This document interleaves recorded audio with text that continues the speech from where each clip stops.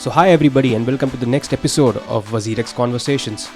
So while the world is learning about cryptocurrencies, NFTs and blockchain, India cannot ignore such big innovations. In fact, India is the master of such innovations, which even the Silicon Valley does not talk about it. Well yes, I am talking about the UPI. So today my guest is Aritra Sarkar, who heads public policy at WazirX and who's leaving no stone unturned to empower India with blockchain-based technologies.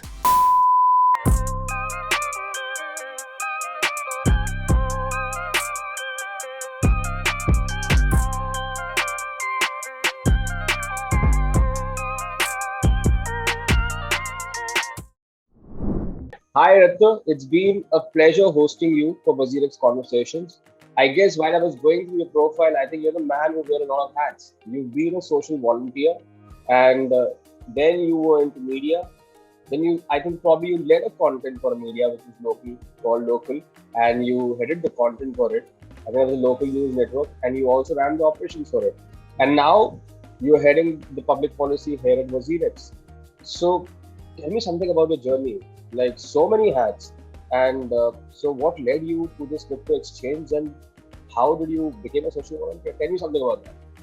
Here's the thing. See, I look at life this way. It will sound a little pseudo-intellectual types, but I look at life this way. Life is an event. Your entire life is an event. Once you're on your own, once you start earning your own thing, you decide what you want to do in your life.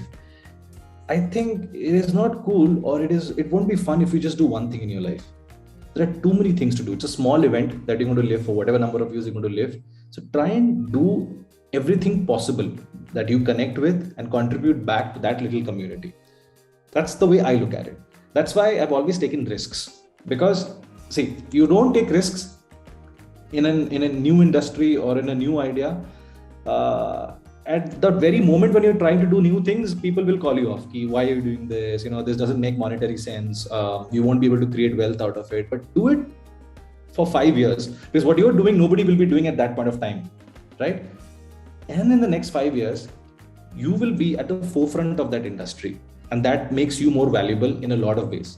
And to take this word back to the question you asked, I look at this way. I honestly believed. I missed the first wave of internet.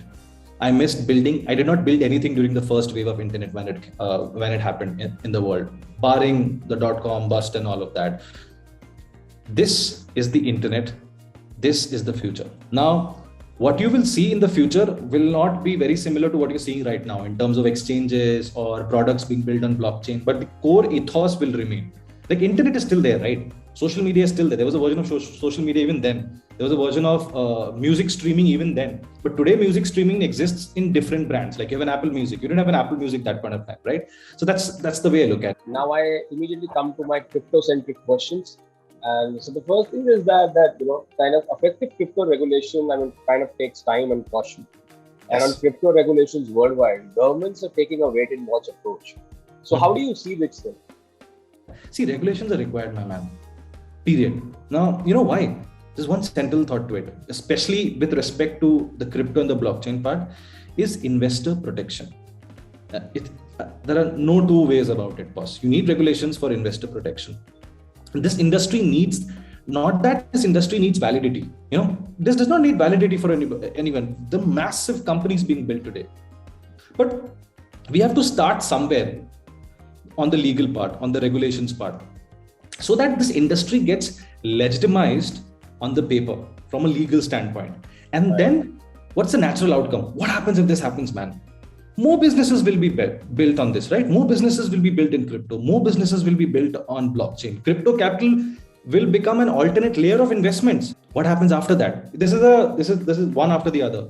More jobs come. More education, edtech companies will do courses on this. More new skill sets come up in the market. You train more program, and because of this, the industry will be ready. Not that it's not ready now. It will start delivering more, and then also in a way it contributes back to each and every country's economy.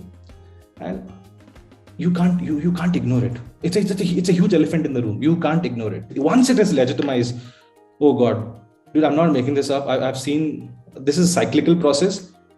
There will be thousands of more of you and me who will be working in this industry, and it's a net positive thing for our country.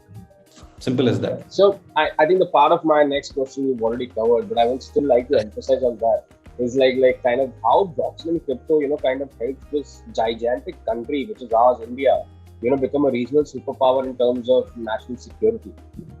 Yeah, absolutely.